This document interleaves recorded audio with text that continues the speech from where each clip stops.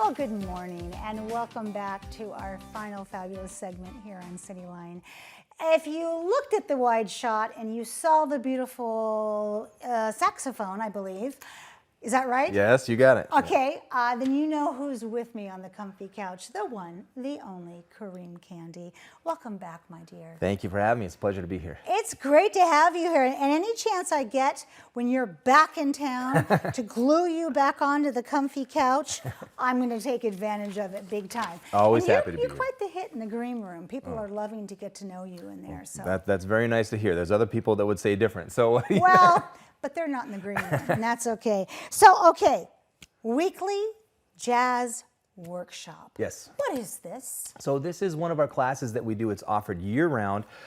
It's open to, we say all ages, but obviously it's more like middle school till people up into their, 70s. I don't think we've had anybody in their 80s yet, but we're getting there. Be careful what you wish for. Yeah, that's fine. They're more than welcome.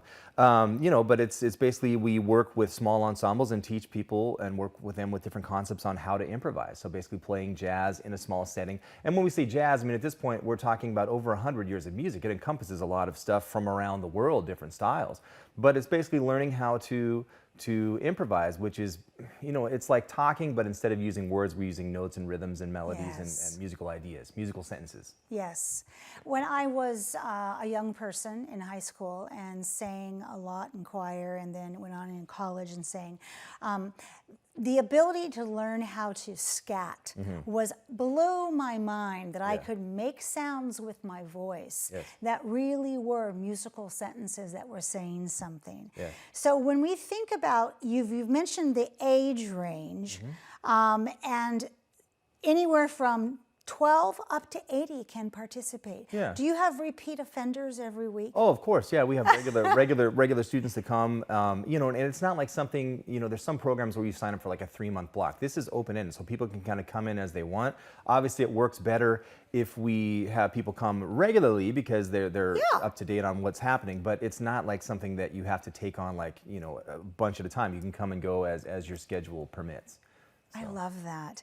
So when we talk about this phrase, Kareem Kandi World Orchestra Loft Party, wow. My brain goes to New York City, it goes to all this great, then it goes to like, an Altman moment of like, of wind and things blowing in the street. So what are loft parties? So the majority of the programming that we do throughout the year is 100% free and open to the public, for the most part.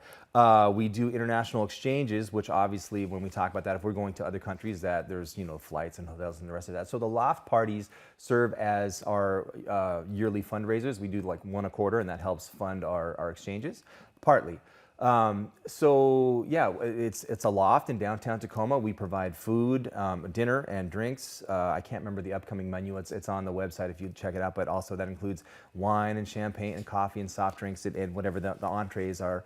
And then it's a concert. So basically people come, mingle, have a lovely conversation, and then we talk about our programming, and then we do a concert. We do 2 different sets of music. And so basically it's not too expensive. It's about $55 a person, but that covers the dinner, the drinks, and the concert. And all of the funds go to support our cultural exchanges. And why am I just now hearing about this? I don't know. Because I'm like, I need to get on the mailing list, because for $55, that is incredible. You will pay that just to get into clubs in Seattle. Definitely. With no drinks and no dinner included. Definitely. And so, yeah, that's kind of the nice thing. We try to make it affordable for everybody, but also to let them know, look, I mean, you're getting a wonderful deal for dinner, drinks, and a concert, 2 sets, and all the funds are going to support something that's going to be free and open to the public, either here or in another country. Exactly.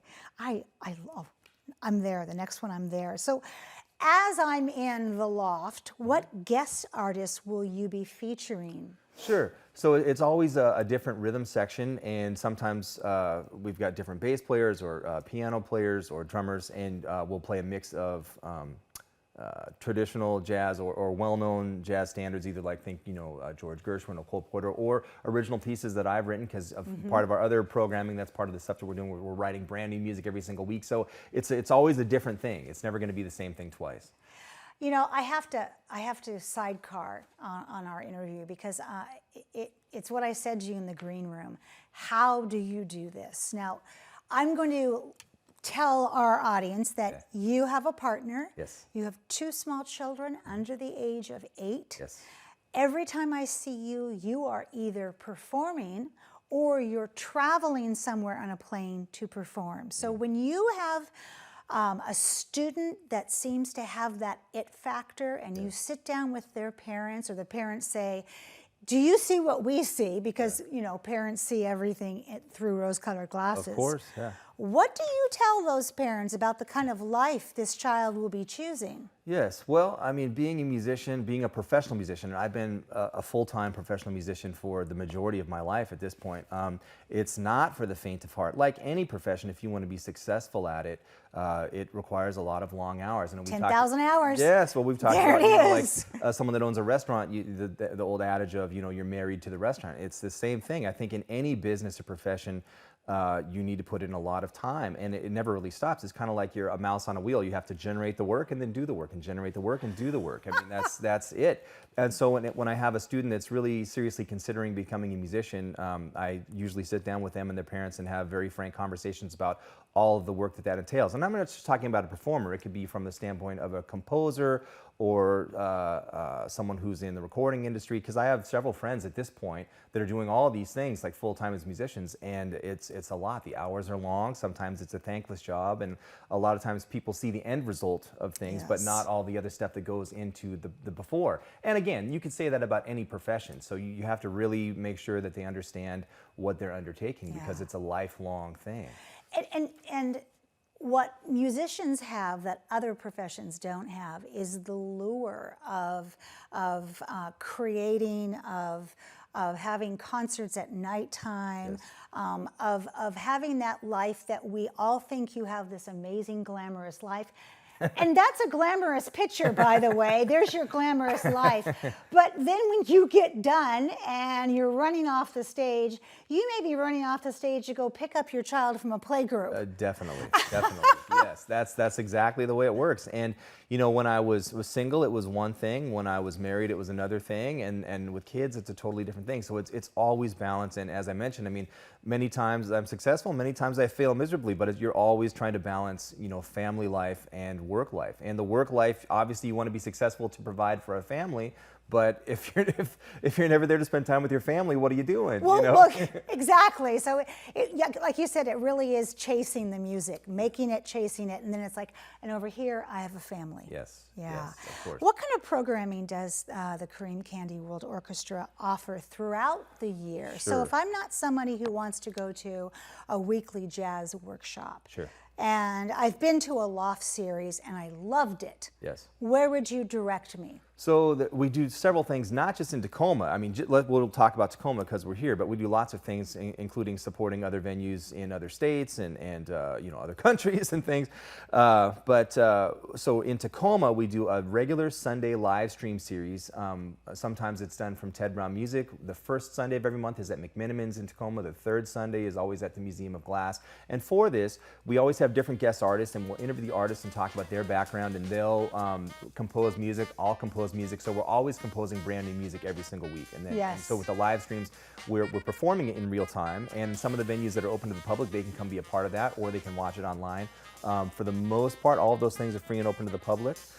We do every Monday we do a open to the community jazz jam session at McMiniman's. That's free and open to the public. It's all ages from 5 to 8. So you see like little kids that are just, you know, we had one that was 7 come and perform this last Monday and sing, and they're starting to figure it out, which is great because a lot of times these are done in venues where it's 21 plus, so kids can never, you know, you have to be older. So it's at that point, you know, we'd rather let everybody be included and be able to take part in that. So that's every Monday. Then we also do things with other venues where we might do like a once a month thing, or the international exchanges, like those. Those things, when we bring artists here from other countries, those are free and open to the public, and then we'll go there. And many of the concerts that we present in other countries are free and open to the public there, whether it's teaching or performing. So there's a lot of things that we're doing. There's something going on all the time, and we're performing somewhere between 3 to 5 nights a week, every week. Wow. So let's go back to how do you do this? That is incredible, incredible. Yes. Well, I've been doing it for a long time. That certainly helps. It I does have help. an amazing, very supportive wife. And again, with any relationship, it's never always roses. Sometimes there's friction, but she is tremendously helpful and patient. And I could not do it without her and my kids. My family's very great and supportive. Also, an up-to-date iPhone and a lot of coffee. Helps a ton, a ton. There we go. So we have been showing your website below your handsome face there. Is that where we should go to get the most information? Yeah, so the one there's two websites. My regular one, which is older at this point, but the current one for all the programming that we're doing with our organization is www.kkworldorchestra.org. That's the best one, and that has all the contact information and for the most part, what's happening and things about our concerts and things. Will you play for us? I would be honored. All right, get yourself over there while we're looking at you on the big screen here, because it's always a treat to have you come play in our studio. It's just incredible as you get yourself hooked up.